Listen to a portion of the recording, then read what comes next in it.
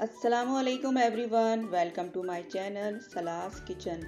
सलास kitchen में मैं हूं नौशाबा और सबसे पहले आप सबको नए साल की बहुत बहुत मुबारकबाद पेश करती हूं और इस दुआ के साथ कि नया साल हम सब के लिए खुशियों और कामरानियों का साल हो और हम सबको कोरोना वायरस से भी निजात मिले।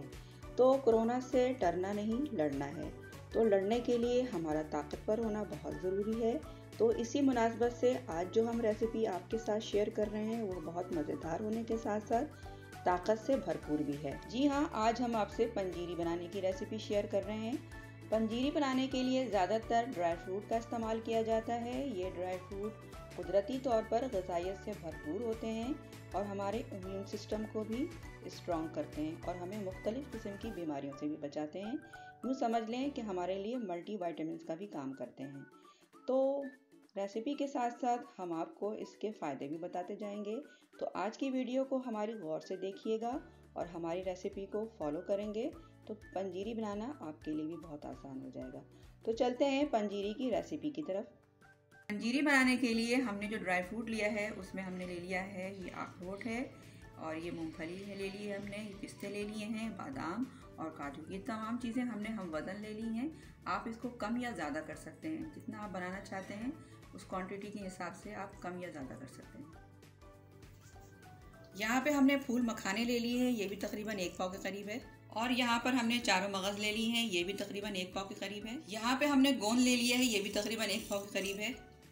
और यहाँ पर हमने किशमिश ले ली है, किशमिश तकरीबन आधा पाव के करीब है। और हमने यहाँ पे सफ़ेद तिल ले लिया है, ये तिल भी तकरीबन आधा पाव के ही करीब है। और यहाँ पर हमने पिसा हुआ नारियल ले लिया है, ये भी तकरीबन आधा पाव के करीब है। पंजीरी बनाने के लिए हमने यहाँ पे सूजी ले ली है, सूजी भी तकरीबन आधा किलो के करीब है। बहुत से लोग इसमें आटा भी डालते हैं, आटा भी शामिल करते हैं, लेकिन हम यहाँ पर सूजी का इस्तेमाल कर रहे हैं। पंजीरी बनाने के लिए यहाँ पर हम गुड़ का इस्तेमाल कर रहे हैं। बहुत से लोग चीनी भी इस्तेमाल करते हैं, लेकिन गुड़ ज़्यादा फ़ायदेमंद है, इसलिए हमने सोचा कि इसको हम आज गुड़ से बनाते हैं। और यहाँ पर हमने सब्ज़ इलायची ले ली है, इसको हमने बारीक पीस लिया है, इसका भी हम इस्तेमाल करेंगे खुशबू के लिए। और यहाँ पर हम पंजीरी की रेसिपी में अलसी के बीज भी इस्तेमाल कर रहे हैं, क्योंकि अलसी जो है हमारी सेहत के लिए बहुत ही मुफीद है, क्योंकि इसमें ओमेगा 3 होता है। ये हमारे बालों के लिए, स्किन के लिए और ख़ास तौर पर हड्डियों के लिए बहुत ही ज़बरदस्त चीज़ है। तो इसके फ़ायदे देखने के बाद हमने सोचा कि इसको भी हम अपनी रेसिपी में शामिल कर दें। पंजीरी बनाने के लिए हम यहाँ पर देसी घी का इस्तेमाल कर रहे हैं। आप कोई सा भी घी ले सकते हैं, आप मक्खन भी ले सकते हैं, लेकिन हमने यहाँ पर देसी घी का इस्तेमाल किया है। सबसे पहले हम तिल को ड्राई रोस्ट कर लेंगे। यहाँ पे हमने फ्लेम बिल्कुल स्लो कर दी है। जैसे ही इसका कलर चेंज होने लगेगा हम इसको निकाल लेंगे। और तिल भी हमारी सेहत के लिए बहुत ही फ़ायदेमंद है, क्योंकि इसमें बहुत ज़्यादा मकदार में प्रोटीन शामिल होता है। तो इसका इस्तेमाल सर्दियों के मौसम में ज़रूर करना चाहिए। अब देखें यहाँ पर इसका कलर जो है वो चेंज हो गया है। अब इसको हम निकाल लेंगे एक बर्तन में। इसके बाद हम नारियल को भी ड्राई रोस्ट कर लेंगे बिल्कुल स्लो फ्लेम में। जैसे ही इसका कलर थोड़ा चेंज होने लगेगा हम इसको निकाल लेंगे। अब ये देखें इसका कलर थोड़ा चेंज होने लगा है। अब इसको हम निकाल देते हैं, इतना ही हमें चाहिए था। इसके बाद हम अलसी भी ड्राई रोस्ट कर लेंगे। अब देखें इसमें से आवाज़ आनी शुरू हो गई है चटकने की, इसका मतलब है कि ये जो है अच्छी तरह से रोस्ट हो चुका है। अब इसको भी हम निकाल लेंगे। इसमें तकरीबन हमने 2 चमचे के करीब घी डाल दिया है। अब इसको हम फ्राई कर देंगे फूल मखानों को।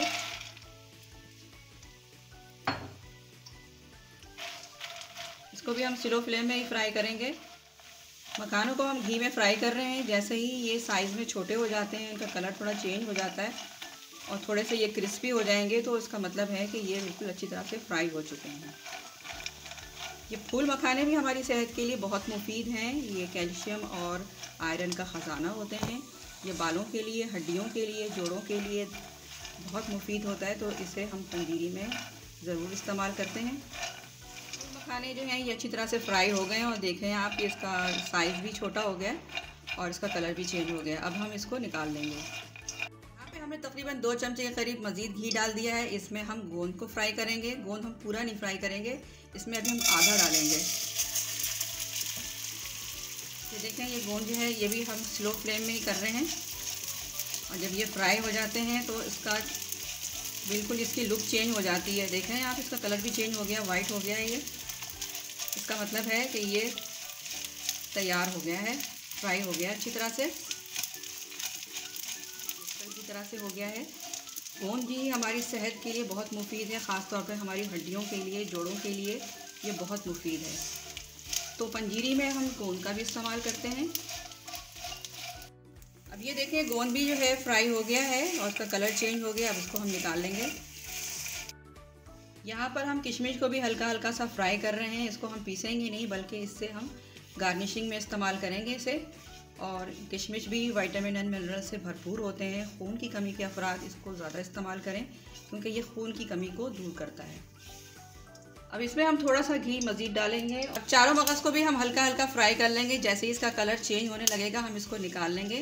اور آپ نے دیکھا ہوگا اس میں چٹکنے کی آواز بھی آ رہی ہے، تو اب اس کو ہم نکال لیں گے۔ یہ چاروں مغز بھی ہماری صحت کے لیے بہت مفید ہے، خاص طور پہ ہماری دماغ کی کمزوری کو دور کرتا ہے یہ، اور سر کے بالوں سے لے کر پاؤں کے تلووں تک کی تمام بیماریوں کو یہ دور کرتا ہے۔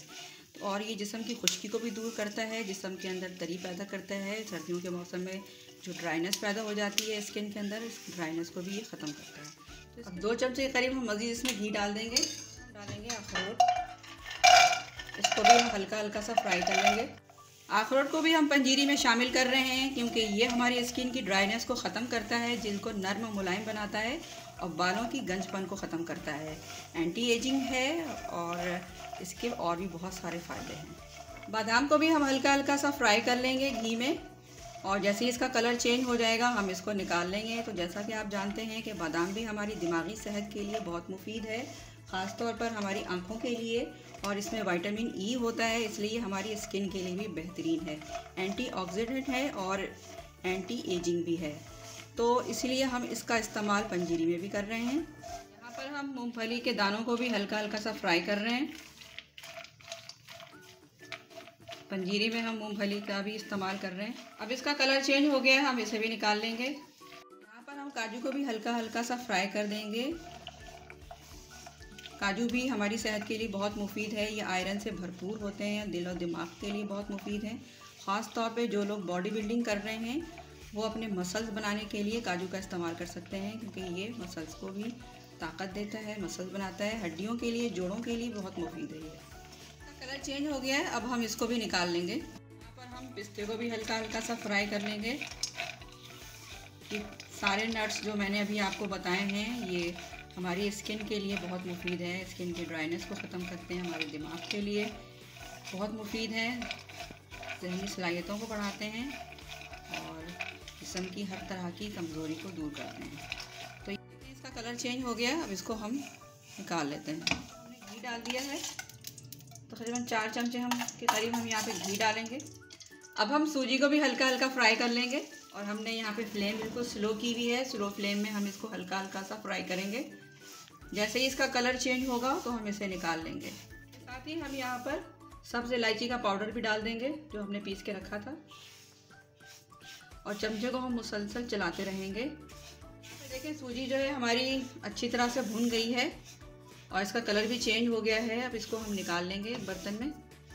ایک پین میں ہم گڑ کا شیرہ بنا لیں گے۔ اس میں تقریباً ہم نے 1 کپ کے قریب پانی ڈال دیا ہے گڑ میں، اور اس کو ہم ہلکے ہلکے سے چلا رہے ہیں۔ جب یہ گاڑھا ہو جائے گا اور گڑ جو ہے ساری ڈیزولو ہو جائے گی پانی کے اندر، اور 1-2 ابال جب آ جائیں گے تو اس کا مطلب ہے کہ شیرہ تیار ہو گیا ہمارا۔ ہمیں 1 یا 2 تار کا شیرہ نہیں بنانا ہے، بلکہ ہلکا سا ابال آ جائے تو اس کا مطلب ہے کہ شیرہ تیار ہو گیا ہے ہمارا۔ دیکھیں اب یہ ہمارا گڑ کا شیرہ جو ہے یہ بھی تیار ہو گیا ہے۔ گڑ جو ہے وہ اچھی طرح سے ڈیزولو ہو گئی ہے اور 1-2 ابال بھی آ گئے ہیں۔ اب اس کا مطلب ہے کہ ہمارا شیرہ بالکل تیار ہے۔ اب ہم فلیم کو آف کر دیں گے اور شیرے کو ٹھنڈا کر دیں گے۔ ٹھنڈا کرنے کے بعد ہم تمام ڈرائی فروٹ میں اس کو مکس کر دیں گے۔ ہم نے تمام نٹس کو ہلکا ہلکا سا فرائی کر لیا ہے، اب اس کو ہم پیس لیں گے۔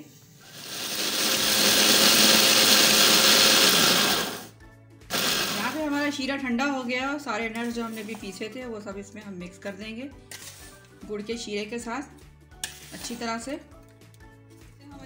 مکس کر دیں گے، اور اس کو ٹھنڈا کرنے کے بعد ہم کسی ایئر ٹائٹ جار میں رکھ دیں گے۔ یہ تقریباً 2 سے 3 مہینے تک صحیح رہتا ہے، خراب نہیں ہوتا ہے، اور یہ آپ کسی وقت بھی کھا سکتے ہیں، صبح کے وقت بھی لے سکتے ہیں، شام کے وقت بھی لے سکتے ہیں۔ بس اس کی اتنی تھوڑی سی مقدار آپ نے لینی ہے۔ آپ دودھ کے ساتھ لے لیں، چائے کے ساتھ لے لیں، پانی کے ساتھ لے لیں، بس اس سے زیادہ دن میں نہ لیں، کیونکہ اس میں آپ نے دیکھا ہے ابھی ہم نے تمام ڈرائی فروٹ ڈالے ہیں और तमाम ड्राई फ्रूट को हमने इसको फ्राई करके इसमें गुड़ डाला है, सूजी का इस्तेमाल किया है। तो ये पंजीरी जो है ये बहुत ही ताकत से भरपूर होता है। ये हर तरह की जिस्मानी कमज़ोरी को दूर करता है, ख़ास तौर पर दिमागी कमज़ोरी को, नज़र की कमज़ोरी को, बालों की कमज़ोरी को, हड्डियों और जोड़ों की कमज़ोरी को दूर करता है। तो इसे आप बनाकर आप खुद भी खा सकते हैं, अपने बच्चों को भी दे सकते हैं। अगर आपके घर में बड़े बूढ़े हैं तो आप उन्हें भी दे सकते हैं। ये हर तरह की जिस्मानी कमज़ोरी के लिए बेहतरीन है। और ये हमारी मज़ेदार सी ताकत से भरपूर पंजीरी बिल्कुल तैयार है। इसको हमने इस तरह डिश आउट कर दिया है और बादामों से इसको गार्निश किया है। तो इसे आप भी बना सकते हैं अपने घरों में बहुत आसानी के साथ, और इसे खूब बनाइए और सर्दियों को एंजॉय कीजिए। अगर हमारी रेसिपी आपको आज की अच्छी लगी हो तो इसे लाइक कीजिए और ज़्यादा से ज़्यादा शेयर कीजिए ताकि दूसरे लोगों को भी फ़ायदा हो सके। तो हमें इसके साथ ही दीजिए इजाज़त। मिलते हैं नेक्स्ट वीडियो में। उस वक्त तक के लिए अपना बहुत ख्याल रखिएगा और हमें दुआओं में याद रखिएगा।